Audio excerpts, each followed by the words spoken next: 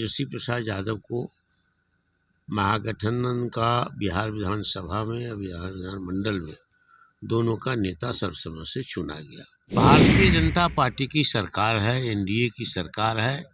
सरकार को अथाह पावर है, जैसे आदेश आदेश निकाला वैसे कुछ करते। व्यक्तिगत हुई में आदेश निकाला गया है कि लालू यादव के परिवार को अपमानित करना है, हैसियत बता देना। आरजेडी नेता तेजस्वी यादव के एक पोलो रोड स्थित सरकारी आवास पर महागठबंधन के सभी विधायकों की बैठक चल रही थी। वो बैठक करीब 1.5 घंटे चली और अब खत्म हो गई है। बड़ी बात यह है कि इस बैठक में तेजस्वी यादव को महागठबंधन के विधायकों ने अपना नेता चुना है।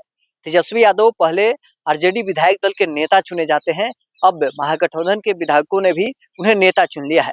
चुनाव से पूर्व तेजस्वी यादव महागठबंधन के मुख्यमंत्री के चेहरा थे। चुनाव में करारी शिकस्त मिली, उसके बावजूद तेजस्वी यादव को महागठबंधन के विधायकों ने अपने नेता चुन लिया है। इसकी जानकारी आरजेडी के प्रदेश अध्यक्ष मगनी लाल मंडल दे रहे हैं। उन्होंने भारतीय जनता पार्टी पर भी खूब निशाना साधा है। लालू परिवार को टारगेट करने का भी उन्होंने आरोप लगाया है। क्या कुछ आरजेडी के प्रदेश अध्यक्ष मगनी लाल मंडल जानकारी दे रहे हैं, छोड़ जाते हैं आपको इस वीडियो के साथ। सर, क्या कुछ बातचीत हुई बैठक में? क्या बातें हुई? बैठक बुलाई गई तो पहले तो राष्ट्रीय जनता दल विधायक दल की बैठक हुई, फिर राष्ट्रीय जनता दल विधानमंडल दल की बैठक हुई। बैठक में पिछली कार्यवाही हुई थी 17 तारीख को, उसकी संपुष्टि की गई। हाँ,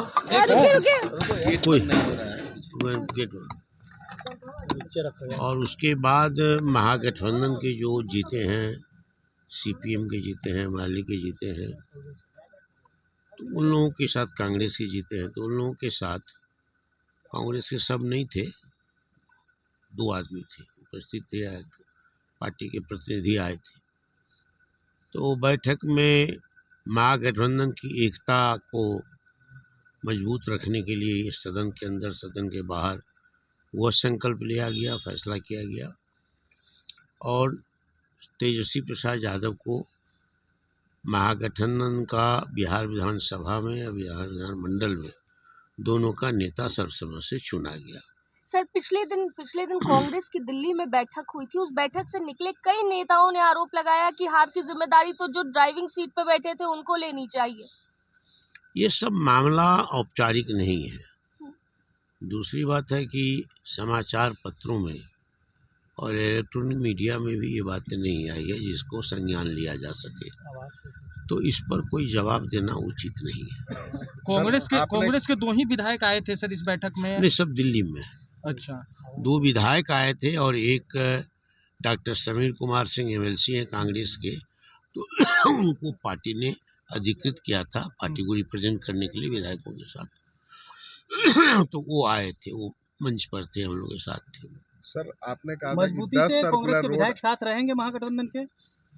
बिल्कुल रहेंगे, और आज भी जो संकल्प लिया गया है कि सदन से लेकर बाहर तक, सड़क तक हम संघर्ष करेंगे। ये चुनाव जो हुआ है सो कदाचार युक्त चुनाव हुआ है, धांधली हुई, महाधांधली हुई है, जादू टोना हुआ है इस चुनाव में। इलेक्शन कमीशन के माध्यम से, इलेक्शन कमीशन के संरक्षण में, इलेक्शन कमीशन बहुत मामले में मूकदर्शक बने रहे। तो इस सब के खिलाफ में जो लोकतंत्र के लिए और बिहार के हित में जो संघर्ष होगा उसमें भी साथ में रहेंगे, सदन से और सदन के बाहर। ये फैसला लिया, प्रस्ताव पास हुआ। कांग्रेस की बैठक हुई थी, उसमें कई लोगों ने कहा कि हम लोगों को अब अकेला चलना चाहिए बिहार में। देखिए, ये बात 2 दिन से आप लोग कह रहे हैं, लेकिन ये बात अभी तक कोई औपचारिक रूप से ना अखबार में प्रकाशित हुई है और न किसी मीडिया चैनल पर आया है। तो जो इस बातों का कहीं जड़ पालो नहीं है, उस बात पर जवाब कैसे दिया जा सकता है? मैं समझता हूँ कि ये उचित नहीं है जवाब देना, और ऐसा है भी नहीं। अगर ऐसा रहता तो कांग्रेस पार्टी के लोग तो बड़े उत्साह के साथ आए थे, साथे खाना खाए हैं लोग, अभी अब गए हैं लोग। सर, आपने कहा था कि आवास नहीं खाली करेंगे। भारतीय जनता पार्टी का कहना है कि किसी का बकौती नहीं है।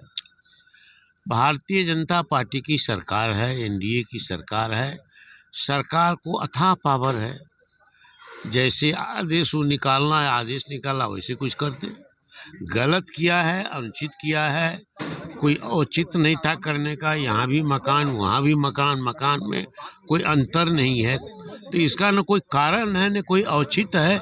सिर्फ व्यक्तिगत हुई में आदेश निकाला गया है कि लालू यादव के परिवार को अपमानित करना है, हैसियत बता देना। और